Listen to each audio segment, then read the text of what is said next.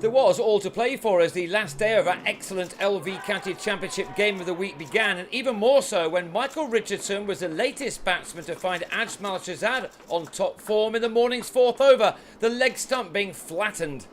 That left Durham on 122 for 3, needing another 140 to make it 2 wins from 2 at the start of this summer, while ending Sussex's 100% winning start. It was tense out in the middle. New man Callum McLeod took 25 balls to get off the mark, leaving it to Scott Borthwick to keep the board ticking over. Borthwick began this season with scores of 94 and 51 not out in the win over Somerset, and although he made only 23 in the first dig here, he was in fine form. This boundary finally got McLeod's innings moving, and he and Borthwick then batted through much of the rest of the morning session, the one which was always going to determine which way this enthralling encounter might be heading. Borthwick's third half-century from 4 attempts from the start of this campaign arrived off his 93rd delivery. The immensely improved left-hander, who's never looked back after being promoted from number 8 to number 3 a couple of seasons ago, had struck 6 fours and had brought the runs required down into double figures. With Durham becoming the big favourites by this stage, Sussex had to take every chance offered, but this edge left Ben Brown and Ed Joyce simply looking at each other.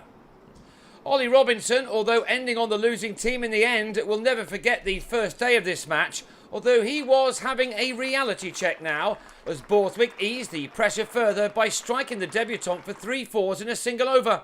It appeared that the champions of 2008, 2009 and 2013 were going to get their 2015 season off to the perfect start. With England not calling at their door, save for Mark Wood, who should return to this team soon, Durham are already laying down a few markers even at this very early stage of the summer. Just before lunch, Sussex were given some hope, however, as McLeod, with 26 runs to his name, was caught at third man by Steve McGoffin, as Shahzad grabbed his 4th wicket of the innings.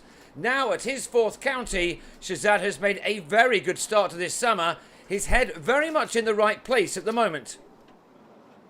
At lunch, Durham had got to 211 for 4 and now needed only 51 more to take this important game, one which had ebbed and flowed throughout. No one would have been surprised had there been some further twists and turns before the result was confirmed, but Paul Collingwood saw that that was not the case.